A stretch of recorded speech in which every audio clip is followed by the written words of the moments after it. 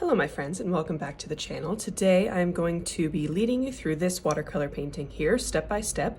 This is a nice winter mountain snowy scene. I think it's perfect for the winter time. The reference photo for this painting is linked in the description down below, so you can check that out and kind of use it as we go through this painting as well. The painting doesn't have to match the reference photo exactly, it's just to give you kind of some inspiration and some ideas for the painting, so don't feel like you're having to copy it exactly.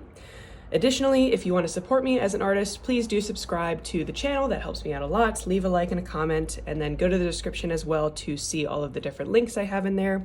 Those are all the different ways that you can support me and my art. There's my Etsy shop, my watercolor book, Watercolor Wanderlust, my Patreon, all of that good stuff, all ways that you can support me if you choose to. Without further ado, we will go ahead and get started with this painting. So I've got my sketchbook out here. This is my Etchr sketchbook. It is a watercolor sketchbook. I think it's labeled as mixed media, but it's really nice watercolor paper, so I just use it for watercolor. My paints here are from Winsor&Newton as usual. This is my little custom palette that I've made with all the colors that I like. And then here are the brushes I'm going to use today. These two are from Princeton Neptune. This is a 10 round and a 4 round. And then I've got a little detail brush here from Christy Rice's brush set. So all of my art supplies are linked in my description and my Amazon storefront. If you're looking to shop stuff that I recommend to you, not just this stuff, but kind of stuff that I've tried before and would recommend, that's where you can go for those suggestions. Whatever you have at home will be perfectly fine. It doesn't matter, you don't have to match my supplies exactly, but people always ask, so that's what I use. I'm going to go ahead and tape up my paper here. I'm going to tape around a border. I use masking tape from Blick Art Store. It's like $3 a roll, and I just get it when I need to restock my paints. So I'm going to go ahead and do that, and then we will get started with the painting. Okay, I've got my paper taped down. Before we get into our sketch, we are going to prep our watercolors for painting. So we are going to use our brush and just add a little drop of water to each of our watercolor pans here.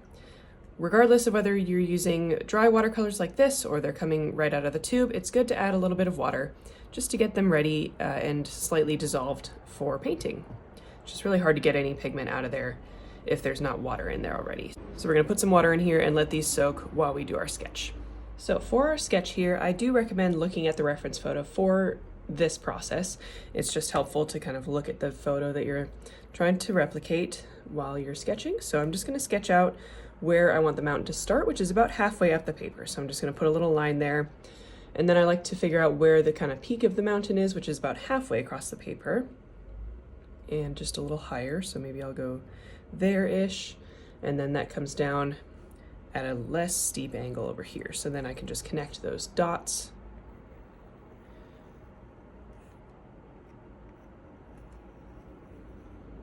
Something like that. There is a little bit of a extra little ridge that pops out over here.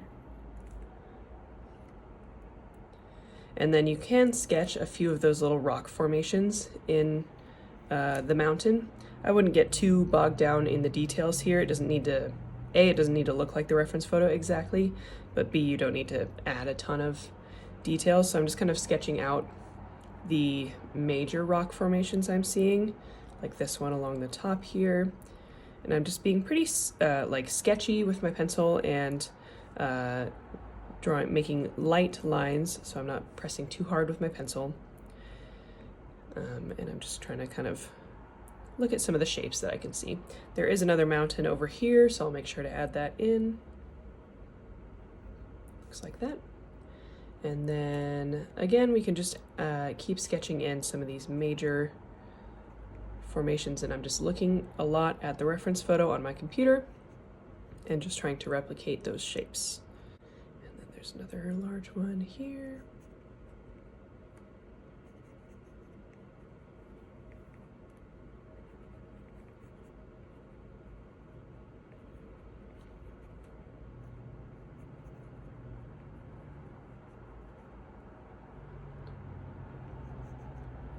And then before we get too far into it, let's make sure we know where our tree line is here. So I'm just going to do a line going downwards, left to right. That's kind of generally where the tree line is going to be in the foreground there. Okay, and then over here we have a little bit more of these rock formations. If it gets overwhelming, if the rock formations get overwhelming, don't feel like you need to sketch all of them. We can always just kind of put those in where we like them best when we actually start painting. You know, for this to look like realistic painting, it doesn't need to match the photo exactly. There just needs to be some rock formations around here. So don't get too stressed about it. Just kind of generally work your way through the mountain here.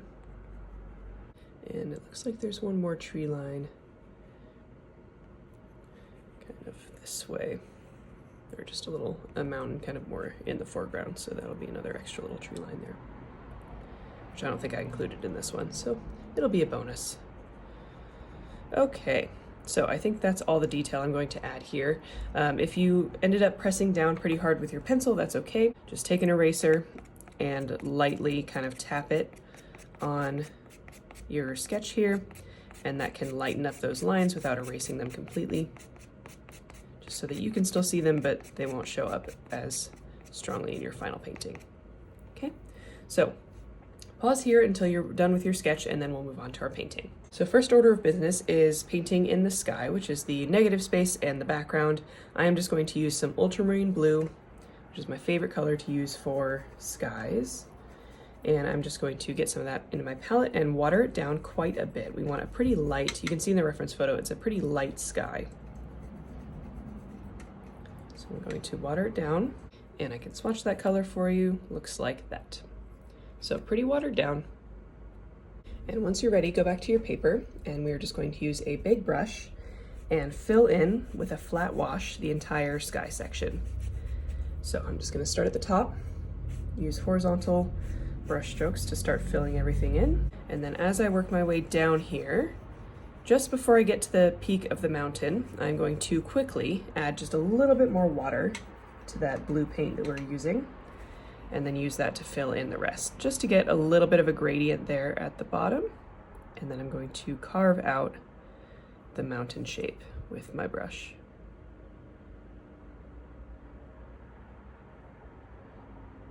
So I'm painting around what we sketched.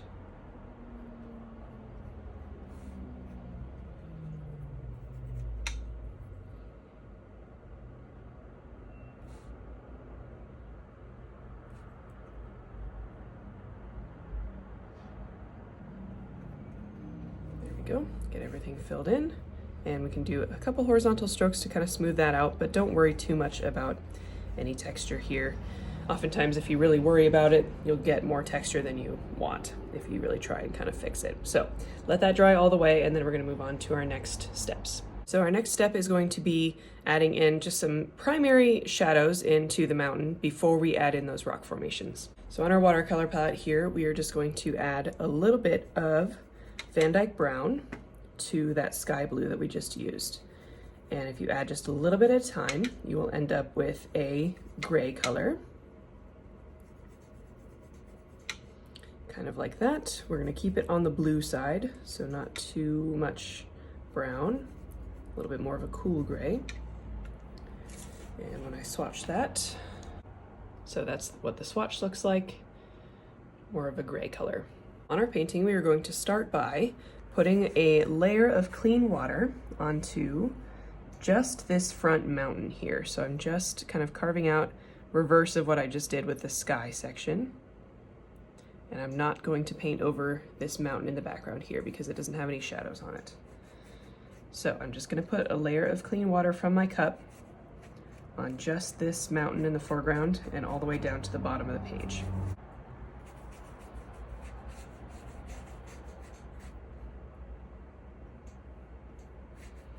Okay, once there's a good layer of water on the whole thing, I'm going to go back up to that gray color.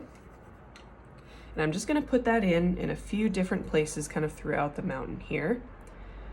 You can add dots, or you can add little kind of scribbles just in a couple places like this. Make sure you're leaving some white spaces as well. Okay. If you like how it looks now, you can just leave it and let it dry. If you'd like to kind of change it just a little bit, I'm going to use a completely dry brush. So I'm squeezing it in my paper towel to dry it out completely. And then I can use that to kind of take away any of the excess paint that I don't like, lighten things up a little bit, carve out some different shapes. Don't think about this part too much. We're just adding some sort of foundational shapes and shadows. So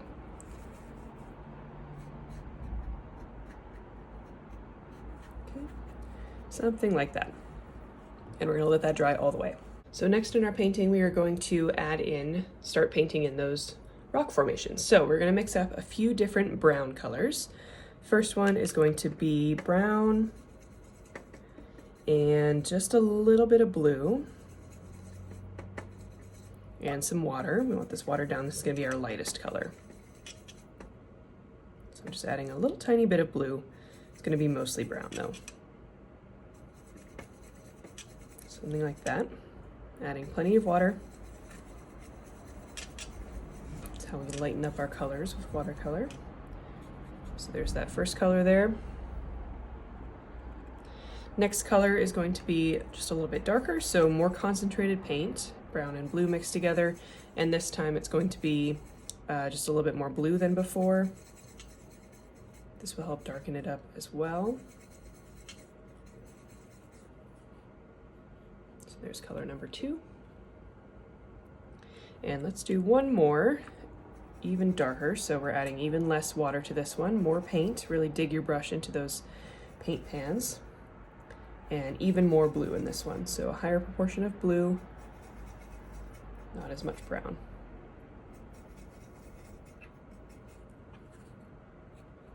Okay, so that's kind of our gradient there. We're gonna use those 3 colors. So back on our painting here, I'm going to switch to my detail brush and I'm going to start with that lightest brown that we mixed up. And I'm just gonna start with this rock formation here at the top of the mountain just because it's kind of the most prominent one that I can see. And I'm just going to start filling it in with a flat wash. This is where you also need to kind of look at your reference photo and understand kind of the contours of everything. And this is a step that it's gonna look weird for a little bit until the illusion kind of forms. You're not gonna feel like it's looking like these rocks are on the mountain, but once you kind of finish up all of the shadows and stuff, it'll look like the illusion will set in. So this is a trust the process moment. Try and just kind of follow along with the reference photo, filling in these shapes. Again, don't worry too much about them looking exactly like the reference photo. They're just supposed to kind of be inspired by it. So I'm taking a look at the reference photo, filling in.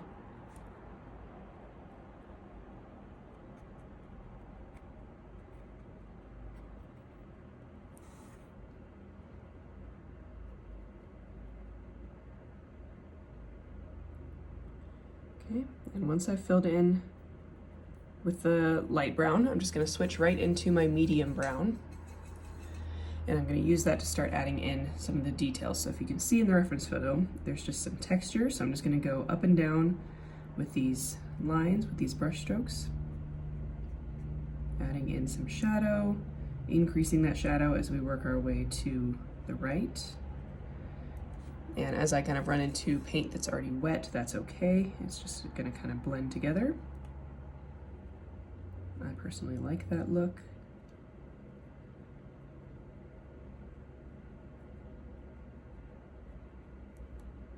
So I'm filling in some sections, leaving that lighter color showing in some sections, but as we go over here towards the right side, I'm just filling in more and more of it.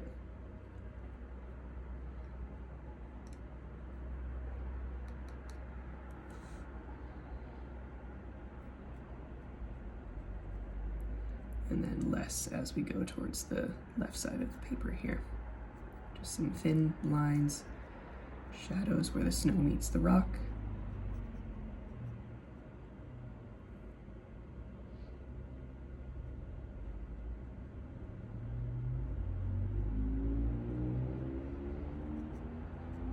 You can start adding in some little tiny rocks that kind of show on either side of this rock formation. I see some that go up to the top of the mountain here.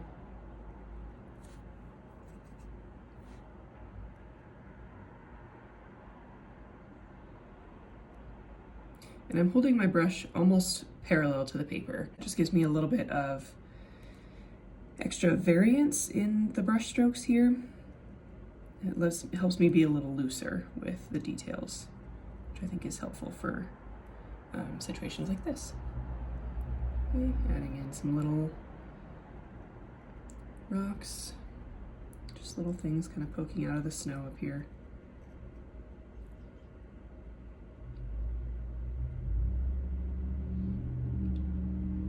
Same thing underneath. Okay, and once you're happy with that, just go ahead and move on to the next ones. For most of the other ones, we're not going to use that lightest brown. The next ones are pretty dark, so I'm going to start with my medium brown and then use that darkest brown to add the details like we just did. So let's go over to the next one. I'm going to do this one. You'll notice we didn't include that cloud that's in the reference photo. I just felt like that would be a little bit distracting, and I wanted to focus on how to paint these kind of rock formations in the snow. So I decided to take out that cloud. If you wanted to add that back in, you could do that in the sky step.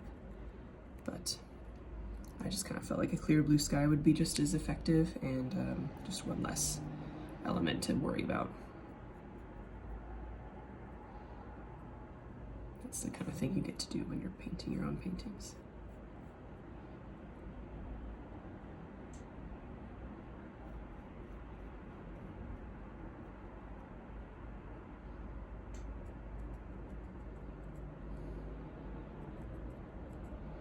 So again, you can see I'm just kind of dotting my brush.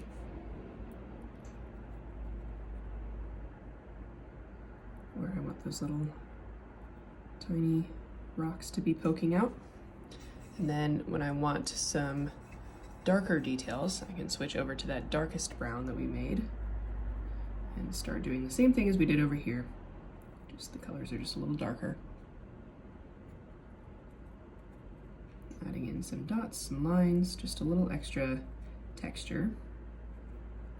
Just make it look a little bit more realistic.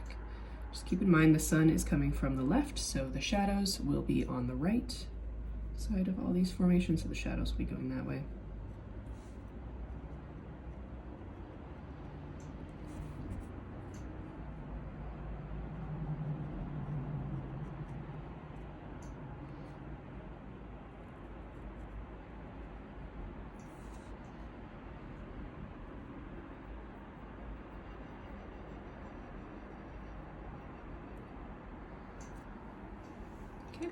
So we are just going to move through this painting, continuing to just fill in these rock formations here. Again, just the more like random and spontaneous you can be with it, I think the better it kind of turns out.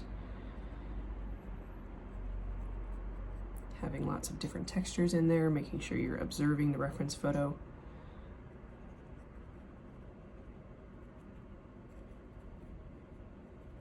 So for this one, there's a lot of like horizontal lines. So I'm just kind of moving my brush along the contours of the rock formation and kind of leaving some little spaces. Anywhere you leave blank will be snow. So you're kind of having to think about that negative space a little bit.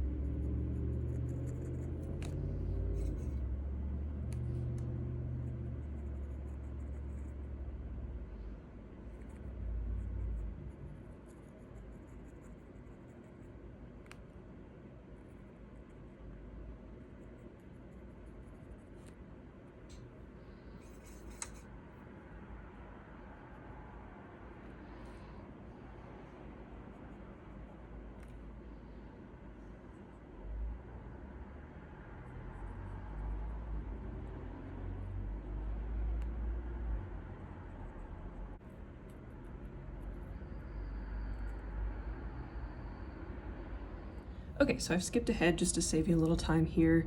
I'm just adding in the final details, adding in a little bit of this rock texture very faintly on this second mountain back here. Nothing all that detailed because it's a little bit further away. Just something like that. And I'm just kind of finishing up my last little details here, just kind of bouncing my brush around, adding the little rocks and, you know, random stuff that's poking out of the snow. Feeling pretty good about how this is looking so far. Okay. So what we're going to do next is add the more visible shadows, like the cast shadows of all these rocks and stuff. And so you need to make sure that this is completely dry. Use a hairdryer. You know, make sure it's really, really dry before you move on to the next step. Okay, so in your palette, you should still have, or if you don't, just remix it, that same shadow color that we used at the beginning of painting our mountain, this gray, this light gray here. Make sure you keep that, make sure it's reactivated. If you need to add a little bit more water to it, go ahead. And then what we're going to do is add in the shadows on the rock formation. So I'm just going to show you the reference photo here really quick. Oh, there's me in the reflection. So you can see there's two types of, there's two kind of levels of shadows. Up here at the very top of the painting, we have these really light shadows, these cast shadows of these rocks here. You can see these. There's another one kind of on this side of the mountain here, where kind of the light is not hitting it, but it's not quite as dark as like these cast shadows down here. You can see this is a much darker gray. So we are going to paint in these shadows at the top of the mountain with the lighter gray that we still have on our palette, and then we're going to darken up that gray for this these shadows down here. So we're going to do this in 2 stages. So again, starting with that light gray and my detail brush, I am going to add in a shadow. I'm going to start with the shadow on this side of the mountain, and I'm just going to paint right over the details that I've done before. As long as I don't agitate it too much, those paints, those details should stick kind of where they are already. And I'm just going to kind of fade this shadow out as we get towards the bottom of the mountain over here. So I'm just going to kind of use dots and dashes to kind of fade it out like that. Okay, and we're just going to try and be consistent at the top here. Something like that. We can do the same thing on this side of this little peak right here. That one's just a little bit less. And then we can do the same thing for these little rocks that are standing up. Just adding little cast shadows across the snow.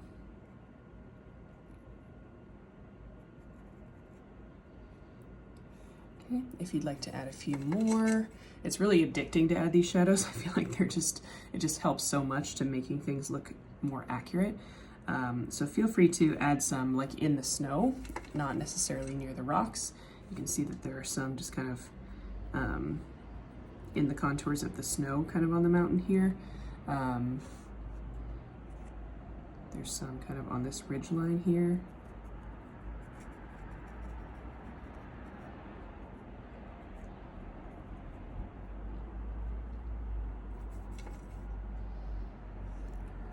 Some kind of going up and down the mountain over here.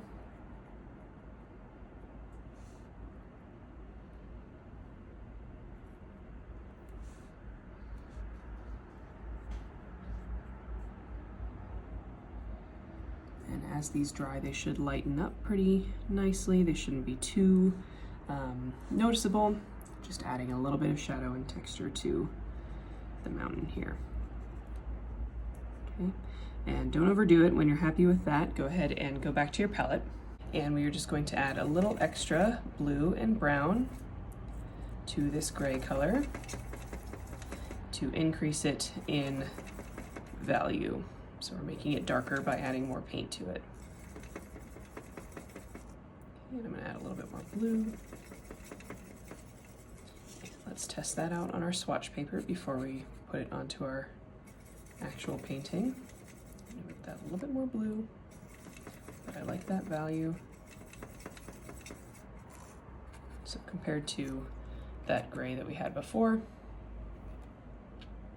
it's a little darker. So back to the painting, we're going to continue using our detail brush, and there are just you're just gonna find some places on your painting. You can either reference the reference photo or just kind of figure it out on your own, where we're just gonna add some pretty sharp cast shadows on these rocks. And again, as long as you don't scrub around too hard with your brush, the details that you put down underneath should stay put mostly. So just kind of put the shadow down and leave it. Try not to scrub too much with your brush. Otherwise you'll end up losing a few of those details there. Okay, so kind of here.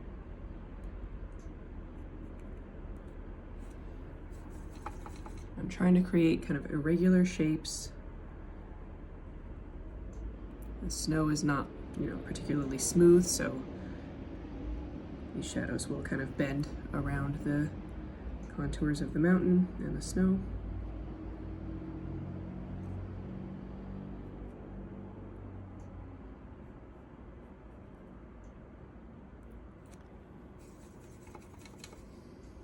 Okay, same thing over here.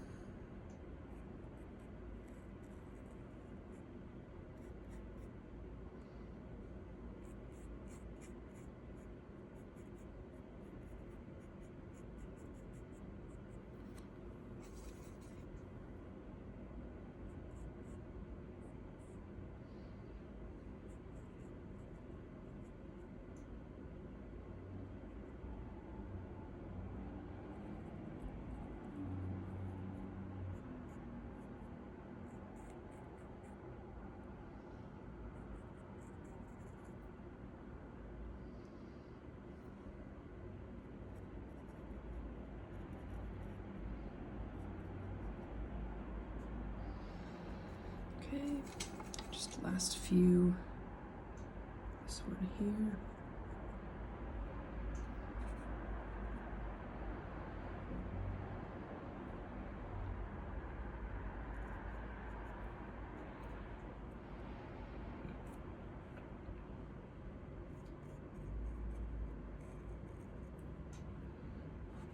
Okay, I think that should be all of them. I might be missing a section or two, but I will catch that in a minute. Yeah, make sure you don't overdo it, but these shadows should really help that illusion kind of come together. Okay, so we are making good progress. I am very happy with how this is turning out so far. Our next step is going to be to fill in this little triangle of this kind of mid-distance hill that we have here with some distant trees and some rocks. So before we mix a new color, I just see there's a few rocks at the top, so I'm just going to continue using those brown colors that I mixed, starting with that medium brown.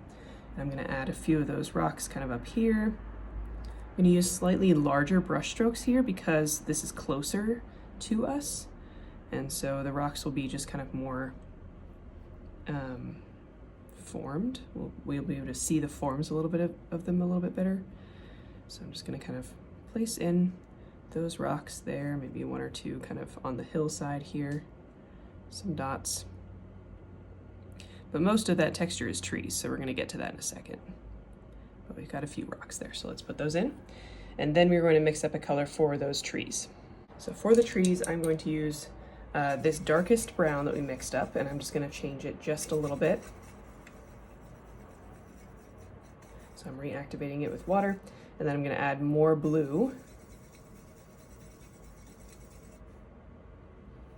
So I'm not adding any more brown, just more blue, and just a touch of green. Just a little bit. Okay, and we're adding some water because this is not quite our darkest color yet. Okay, so it should look something like that. Just kind of a really dark bluish gray. And back to our paper, again using my detail brush, I am just going to start adding some tree texture. So I'm going to start on the tree line here. That's just probably the easiest way to go. And I'm just going to start with really short, kind of choppy brush strokes to create kind of the outline of some distant trees there. So I'm just kind of chopping down at the paper with my brush, creating a little bit of change in elevation there, going straight up.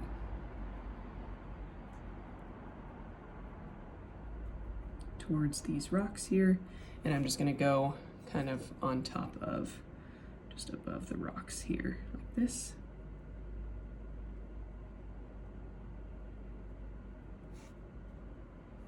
Okay, If you're finding you're not getting just like a nice point on those trees, take a little bit of the paint off your brush with a paper towel, and that should help. Okay, and then we are just going to start filling in.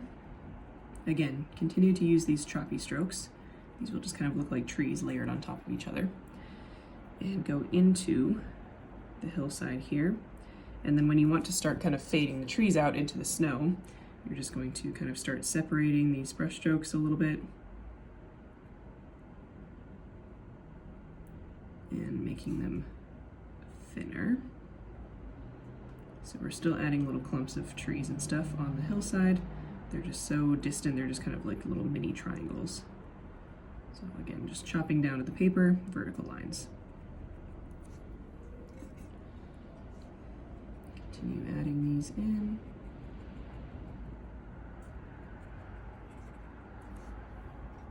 Looking at the reference photo for ideas of where these trees should go.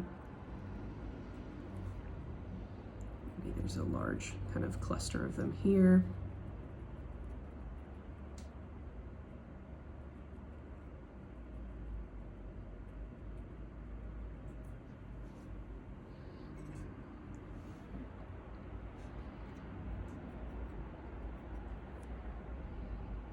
We've got a little cluster kind of over here.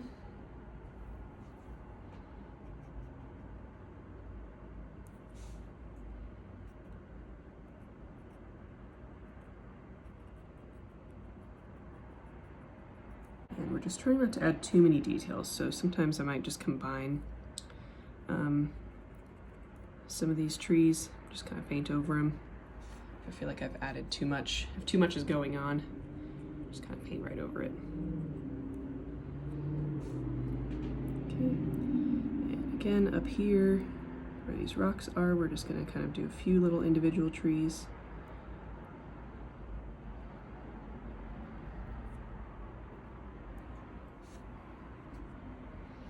And I think we can call that mostly good.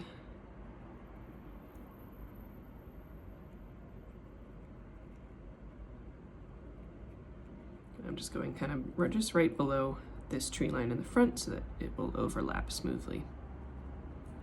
Okay, so I'm gonna leave that there. I'm gonna let that dry all the way, and then we're gonna add our final detail, which is this tree line in the very foreground.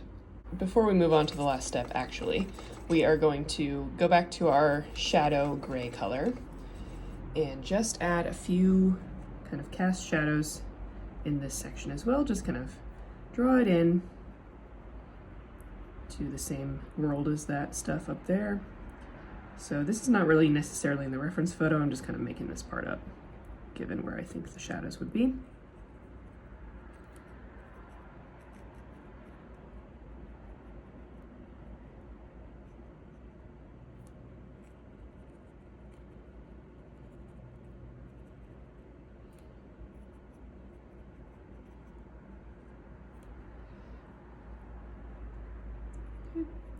Something like that. Nothing super complicated, just adding a few little shadows in there. Remember to have those shadows go up to indicate the uphill nature of this hill. Something like that. All right, now we can move on to our last step. So this color for these trees is going to be our darkest color yet. So I'm going to use my medium brush here just to make sure I have enough. And we're just gonna add basically same colors, brown, blue, a lot of blue, and just a touch of green, but just less, very little water this time. This paint should be pretty thick and pretty dark. So something like that. Let's swatch that here. See, that's a darker color than what we had before. That's what we want because we want it to show up. I'm also switching to one of my other detail brushes, just a little bit smaller. But if you can just use whatever brush you're comfortable with. So I'm getting into that color, and we are just going to paint some trees across this, this landscape here. So I'm going to start with a trunk, and then just go down the tree, adding branches in kind of a zigzag pattern back and forth. I'm only going to paint about that much of the tree, because once it gets to there, you're just going to combine it with all the other trees. So there's no need to paint the details once you've gotten to kind of where the rest of the forest will be down here. So we're only worried about the tops of the trees here, and we're just going to work our way across the painting. There's a few different ways you can do this, and it just depends on how detailed you want to be. So in the kind of demonstration painting, I just kind of did these generic trees all the way down. You can see in the reference photo there's some more distinct trees, so maybe I'll kind of demonstrate that here. But we are just going to, essentially, what I would recommend doing is starting with the trunk, so a thin vertical line, and then I'm just going to kind of zigzag branches sticking out of that trunk. I like to leave little spaces of the trunk showing, so it's not getting overly crowded, and then work down to where that, where the forest will kind of take over there.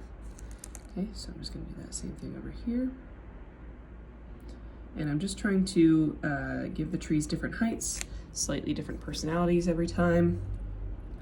And then they're not evenly spaced either, so some are really close together, and then sometimes there's a big gap between the trees. So we're just keeping all of those factors in mind. This is a great opportunity to practice painting your trees here. Got one here. And we'll make this one pretty bare. I don't know. I'm using the reference photo for ideas, but I'm not exactly copying it just because I don't have the time or patience to do that. Let's do a couple maybe shorter ones here.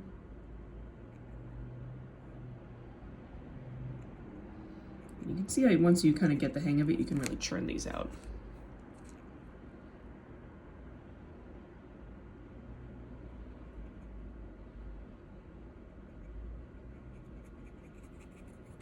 Okay.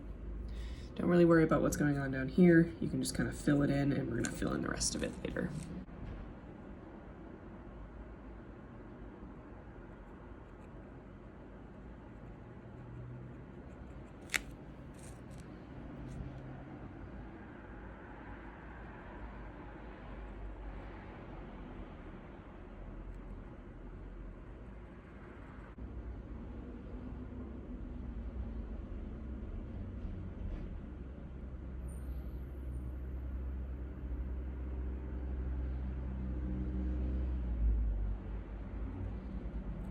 So now that I've filled in the tree line, we can just go in and fill in the rest of the page with this dark paint here. Make sure we get a nice thick layer there so that we get a nice even coat. You can mix more of this paint if you need to.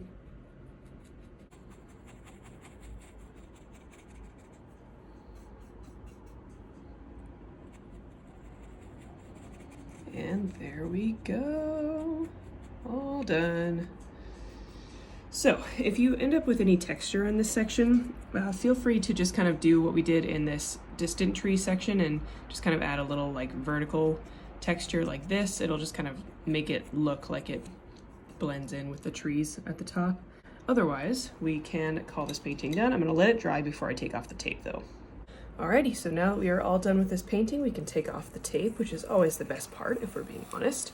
Remember, if you're using tape and it's starting to rip your paper, first of all, experiment with different types of tape and different types of paper, see what kind of works without ripping it. And then secondly, if you are having that problem, heat it up with a hairdryer for a few seconds before you pull the tape. It just helps with releasing the glue of the tape from the paper. So that you get a nice smooth tape pull like this. So I do recommend signing your paper. I like to put the date on mine as well sometimes just to kind of track my progress in the years to come. Otherwise, I hope you had a great time. Please do let me know in the comments what you thought of this tutorial. You can see we ended up with like a little bit more detailed of a painting than this one, which I'm not mad about. Please do feel free to let me know how this went in the comments. I would love to hear your thoughts, opinions. Let me know if there's other tutorials that you'd like to see on this channel. I'm willing to take suggestions, and I'm willing to take constructive, kind criticism if you have any. And otherwise, I hope you have a lovely day, and I will see you in the next video.